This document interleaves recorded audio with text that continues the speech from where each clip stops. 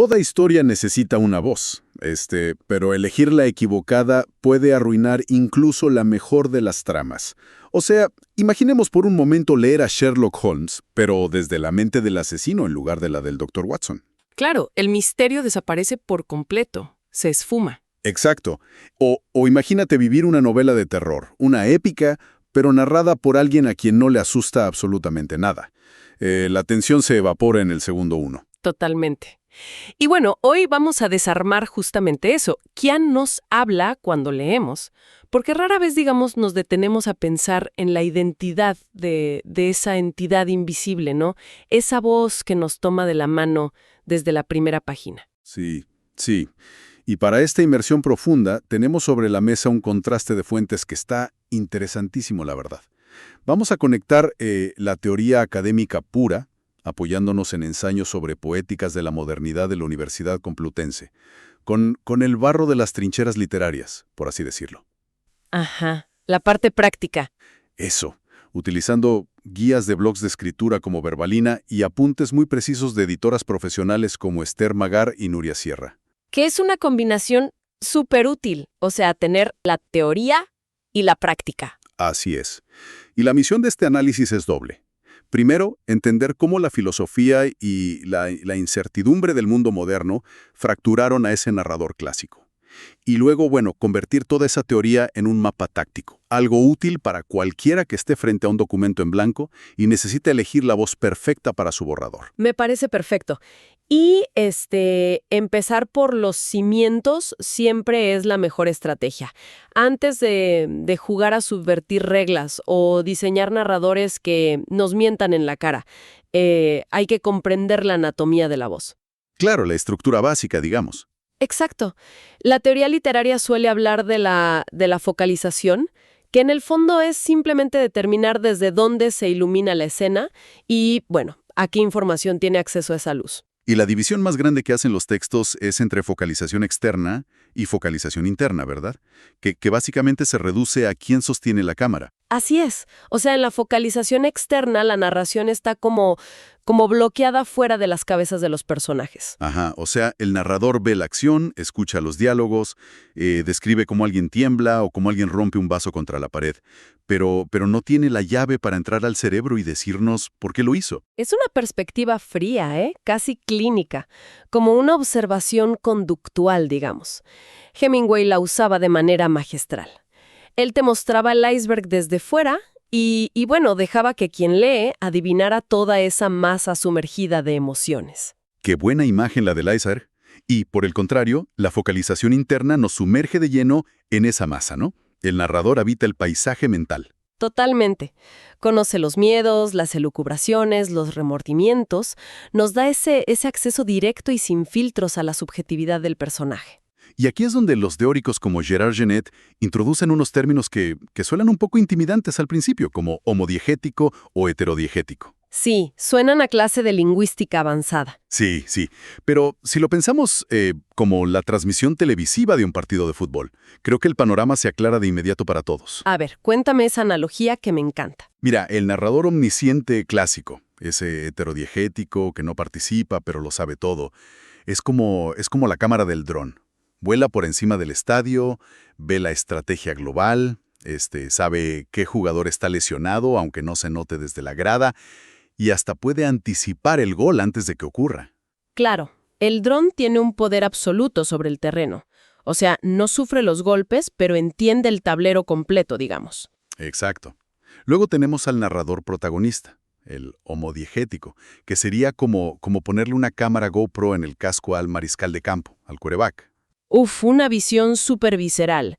Quien lee siente el barro, la respiración agitada, el pánico de ver a un defensa gigante viniéndose encima. Sí, pero, y aquí está el truco de la GoPro, ese mariscal de campo tiene puntos ciegos masivos.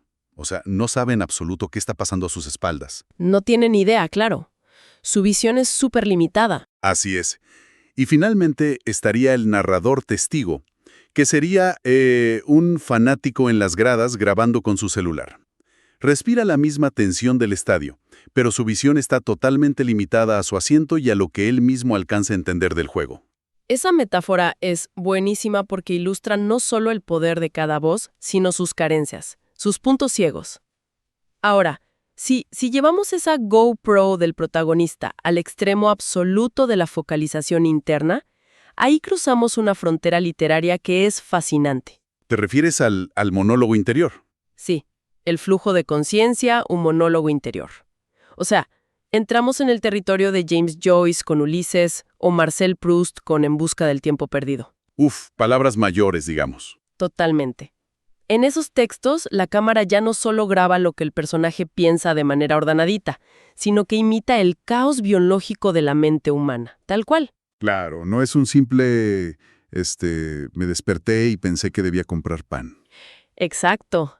No, es una avalancha donde, no sé, el olor de una panadería detona un recuerdo de la infancia que dura 10 páginas y eso se mezcla con ansiedades existenciales sobre la muerte y fragmentos de una canción de fondo. Y la gramática a menudo se rompe por completo porque, bueno, el cerebro no piensa en párrafos perfectos y bien puntuados, no. Así es, la técnica invade por completo la narrativa para replicar la experiencia cruda, caótica de la conciencia. Pero volvamos a ese dron omnisciente por un momento. Porque el artículo de Patricia Martínez García expone un cambio histórico que me parece crucial abordar aquí. Ese dron infalible, ese narrador Dios que todo lo explicaba, bueno, era el rey indiscutible de la literatura del siglo XIX. Era el rey, sí. Y lo era porque reflejaba muy bien la psique de su época. O sea, el siglo XIX era una era que en gran medida creía en verdades absolutas, en la ciencia, en el progreso lineal. Había como una certeza en el ambiente, ¿no? Totalmente. Se asumía que el mundo era coherente y ordenado. Y por lo tanto, el público que leía esperaba un narrador guía. Pensemos en los narradores de Dickens o Tolstoy. Te tomaban de la mano, te presentaban toda la sociedad de arriba a abajo. Emitían juicios morales constantes. Esto está bien, esto está mal, quién era virtuoso, quién era el villano. Exacto. Conferían un significado muy claro al sufrimiento de los personajes. Básicamente te daban respuestas reconfortantes. Pero luego, el calendario avanza, entramos al siglo XX y al XXI, y toda esa certeza, bueno, salta por los aires en 1000 pedazos. Llegan las guerras mundiales, la relatividad de Einstein, el psicoanálisis de Freud, demostrando que ni siquiera controlamos nuestra propia mente. El mundo se vuelve incomprensible, caótico. Y ahí es donde surge la incertidumbre moderna. La epistemología misma cambia, o sea, la forma en que entendemos el conocimiento. Empezamos a dudar de que exista un modelo estable de realidad o una sola verdad objetiva. Sí, el relativismo y el escepticismo se apoderan del pensamiento contemporáneo por completo. Claro. Entonces, si la sociedad ya no cree que un solo ser humano o una institución pueda poseer y comprender toda la verdad, la literatura, que al final actúa como un espejo, bueno, no puede seguir utilizando un narrador que pretenda saberlo todo sin sonar falso. El autor se vuelve, dolorosamente autoconsciente. Empieza a crear narradores que exhiben sus propias fallas. Y de hecho, las fuentes analizan la novela Yo el Supremo de Augusto Roa Bastos. Un ejemplo espectacular de esto. Sí, donde el narrador es tan complejo, tan lleno de contradicciones, que hacia el final del libro sugiere que la historia que acabamos de leer tal vez ni siquiera ha sido narrada. Es como si el dron se detuviera en el aire, mirara a la lente y dijera, quizás los sensores están rotos y me estoy inventando todo este partido. Qué locura, ¿no?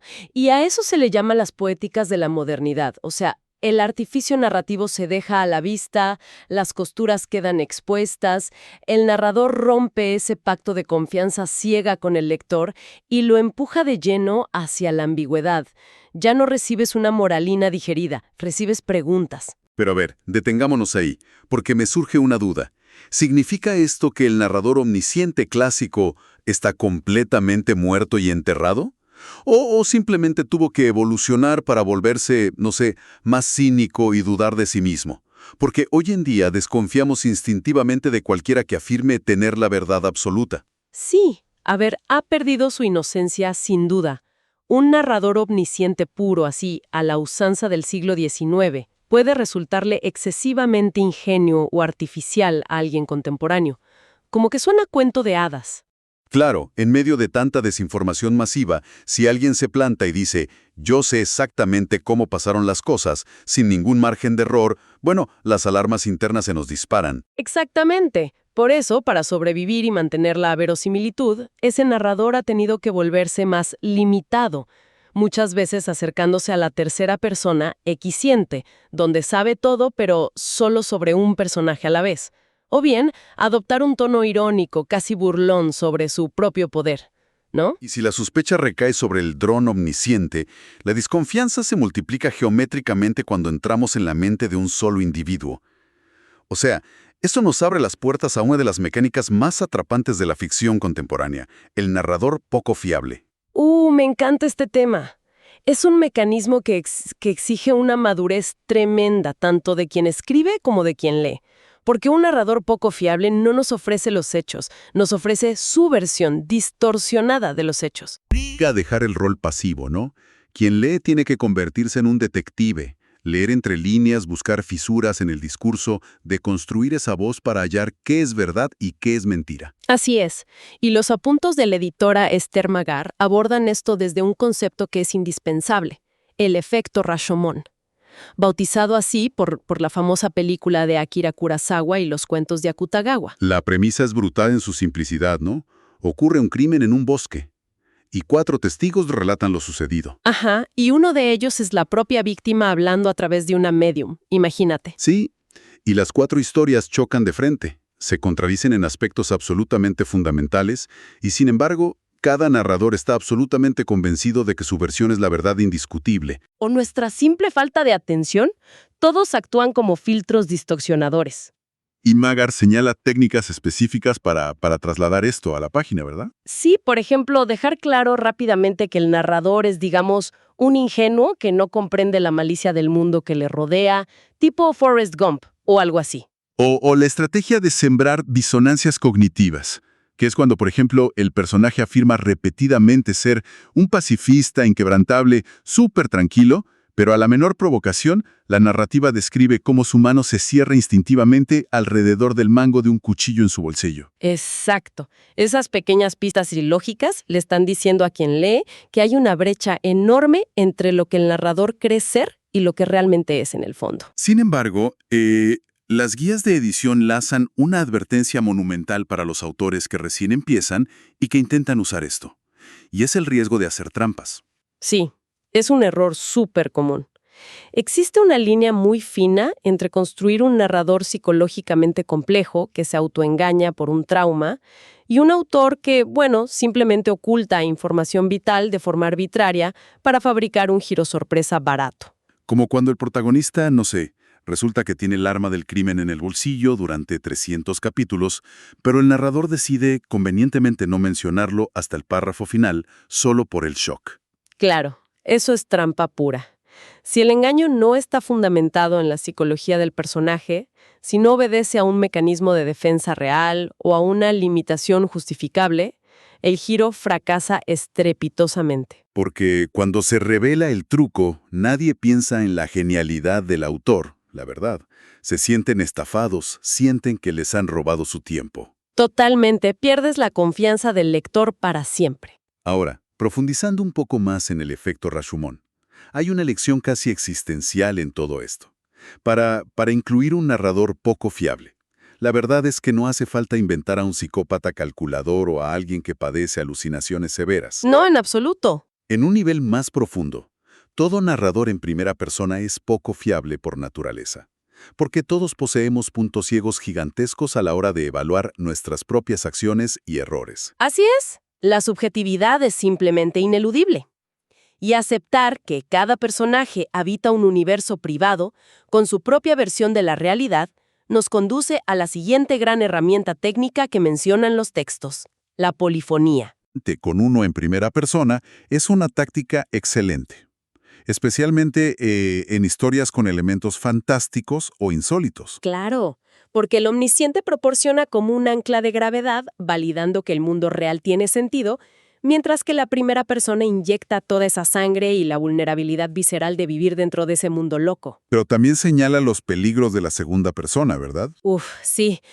Ese narrador que te interpela directamente. Tipo, bajas la escalera, sientes que alguien te observa en la oscuridad. Es un recurso con una fuerza centrípeta tan inmensa que tiende a devorar cualquier otra voz a su alrededor. No marida nada bien en una estructura polifónica. Es demasiado absorbente. Muy absorbente. Pero lo verdaderamente revelador es observar cómo la polifonía cambia su función dependiendo del género literario en el que estemos trabajando. Sí, las guías de Magar ilustran esto a la perfección. O sea, imaginemos una novela de romance, por ejemplo. Tienes un capítulo desde la perspectiva de ella, donde interpreta un silencio prolongado de él como desinterés o rechazo absoluto, y se siente devastada. Ajá, y al siguiente capítulo, entramos en la cabeza de él y descubrimos que ese mismo silencio fue producto del pánico absoluto que le produce estar frente a la persona que ama. Exacto.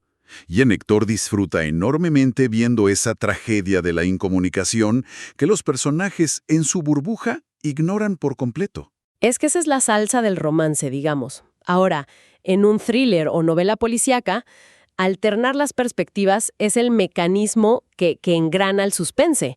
Pasamos de la deducción fría y analítica de quien investiga al pánico desorganizado de quien huye. Vamos recolectando piezas del rompecabezas desde distintos ángulos. Y en el género de terror, la polifonía de narradores poco fiables puede generar un agobio insoportable. Si dos personajes ven monstruos diferentes, o uno ve horrores y el otro no ve nada en absoluto, la duda se instala enseguida. O sea, ¿la amenaza es sobrenatural o es un descenso colectivo a la locura? Esa es la mejor parte del terror moderno, esa ambigüedad. Pero aquí se nos presenta un desafío mecánico enorme a la hora de escribir. Si tenemos 3 personajes pasándose el micrófono, ¿cómo se evita que quien lee sufra un latigazo mental al ser arrastrado de una conciencia a otra sin previo aviso? Bueno, la solución ahí es pura arquitectura estructural y una caracterización súper profunda. O sea, las transiciones no pueden ser aleatorias. Se requiere separar las perspectivas mediante capítulos distintos o secciones delimitadas por saltos de escena muy claros. Jamás, bajo ningún concepto, se debe cambiar de mente a mitad de un párrafo. Claro, eso marea a cualquiera. Y más crucial aún, el estilo debe hablar por el personaje.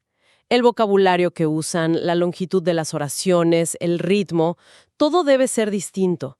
Si un aristócrata del siglo XIX suena con la misma cadencia y modismos que un contrabandista callejero, la ilusión polifónica se desmorona en un instante. Sí, suenan a marionetas con la misma voz de fondo. Bueno, con toda esta teoría filosófica y técnica sobre la mesa, llega el momento de aterrizarlo. ¿Para qué el autor o autora, que está mirando el cursor parpadear en su computadora? ¿Cuáles son los pasos tácticos para planificar la voz narrativa de un nuevo borrador? El paso inicial, o sea, antes de teclear siquiera la primera acción, es definir el objetivo emocional del relato. Si la historia requiere una intimidad desgarradora, una conexión donde se respire junto al protagonista, la balanza se inclina sin duda hacia la primera persona o una tercera con focalización interna muy profunda. Y si por el contrario es, no sé, una saga épica donde la comprensión de la política de un mundo entero, sus facciones y su geografía es vital, bueno, un narrador más panorámico es indispensable ahí. Exactamente. Y el segundo paso clave que subrayan las fuentes es hacer un mapa del flujo de la información. ¿Qué datos necesitan permanecer en la sombra para que la trama funcione? Fundamental. Porque si el clímax de tu historia depende de no conocer la identidad de un traidor, elegir un narrador omnisciente que deambula libremente por las mentes de todos te va a arrinconar. Claro, te obligará a ocultar pensamientos deliberadamente, cayendo justo en esa trampa de engañar de forma barata que mencionamos antes. ¿Y el tercer paso, cuál sería? El tercer paso es el análisis de género, o sea, desmontar novelas similares a la que se desea escribir. Estudiar por qué un autor que admiras eligió limitar la perspectiva en una escena de acción o por qué decidió expandirla en una de exposición. Leer con ojos de cirujano, digamos. Leer como escritor. Y finalmente, bueno, la herramienta definitiva es el trabajo de laboratorio, ¿no? La experimentación pura y dura. Sí, redactar la misma escena inaugural desde 3 puntos de vista completamente distintos antes de comprometerse con uno. Porque solo al ver la tinta o, bueno, los píxeles en la pantalla, se revela si la voz tiene fluidez real o si se siente impostada, forzada. Para ilustrar la potencia de esta experimentación, hagamos un ejercicio mental rápido. Me encanta esto para comprobar el efecto Rashomon en tiempo real. Pensemos en un escenario doméstico súper simple. Alguien rompe un jarrón de porcelana invariable en medio de una sala de estar. Ok, un accidente cotidiano, pero lleno de fricción y drama potencial. Exacto. Primero, imaginemos redactar un párrafo desde la mente de quien lo rompió, en primera persona. La naturaleza humana buscará la autoabsolución de inmediato. O sea, el texto sonaría algo como, el jarrón ya estaba peligrosamente al borde de la repisa. El perro se cruzó entre mis piernas desequilibrándome. Fue una cuestión de física inevitable, una tragedia del azar. Y además, esa antigüedad siempre me pareció espantosa. Uf, brillante. La culpa se diluye y se externaliza completamente hacia el entorno. El perro, la repisa, la física. Ahora, cambiemos la lente. Ese mismo instante, pero narrado desde la perspectiva de la dueña del jarrón, que estaba observando congelada desde el marco de la puerta. Su versión aniquila a la anterior por completo. Sería algo como: lo vi sostener mi mirada fríamente mientras, con un movimiento calculado del codo, empujaba la última reliquia de mi abuela hacia el vacío, dibujando una sonrisa imperceptible en sus labios. ¡Wow! Los fragmentos de porcelana en el suelo son idénticos. O sea, la física de la caída es la misma empíricamente. Pero son dos realidades morales que jamás podrán reconciliarse. Es que este ejercicio demuestra instantáneamente que la elección del narrador no es un envoltorio decorativo, no es un capricho. La voz que narra define la culpa, la intención, el tono y la verdad misma del evento que estamos leyendo. Es el corazón mismo del libro. Así es. Recapitulando un poco la exploración de hoy, hemos trazado un arco inmenso. Partimos de la sólida ingeniería del narrador omnisciente, ese dios literario del siglo XIX, y observamos cómo la llegada de la relatividad y la incertidumbre del mundo moderno resquebrajaron por completo a esa figura, obligando a los autores a desvestir sus artificios. Ajá. Y luego nos adentramos en los laberintos de la subjetividad con los narradores poco fiables, descubriendo cómo nuestros propios sesgos hacen que la verdad sea totalmente maleable. Sí, para finalmente analizar cómo la polifonía orquesta todas estas distorsiones simultáneas, dependiendo del género literario, exigiendo una maestría técnica brutal para no marear a quien lee. Una maestría que se logra practicando como con el ejercicio del jarrón. Exacto. Sin embargo, si unimos todas estas piezas, emerge una idea final que, te digo, resulta genuinamente perturbadora. Hemos dedicado todo este tiempo a diseccionar cómo el narrador filtra la historia a través de sus propias limitaciones. Pero si el efecto Rashomon dicta que la experiencia previa, las heridas pasadas y las creencias alteran radicalmente la forma en que se percibe un hecho. Espera, creo que veo hacia dónde apuntas. El filtro final no está en el papel, ¿verdad? Exactamente. El narrador menos fiable de toda la ecuación ni siquiera es un ente de ficción dentro de las páginas. El narrador supremo, y el menos fiable, es el propio lector. ¡Qué locura! Es una reflexión que le da la vuelta al tablero por completo. Es que piénsalo. Cada persona que toma un libro descodifica esas palabras a través del tamiz de su propia historia de vida. O sea, inconscientemente, uno proyecta los rostros de sus propios fantasmas en los personajes, asume tonos de voz basados en sus propias discusiones pasadas y juzga las acciones a través de su propia moralidad, que siempre es defectuosa. Claro, todos leemos desde nuestras propias heridas. Y eso significa que una novela, nunca, jamás en la historia, es leída de la misma manera dos veces. Si cada lector reescribe el libro en su cabeza mientras avanza por las páginas, ¿qué nos dice eso sobre la verdadera autoridad de una historia? ¿De verdad te deja cuestionando quién es realmente el dueño de la verdad en la literatura? Nos recuerda que leer no es un acto de recepción pasiva, de sentarse a tragar información.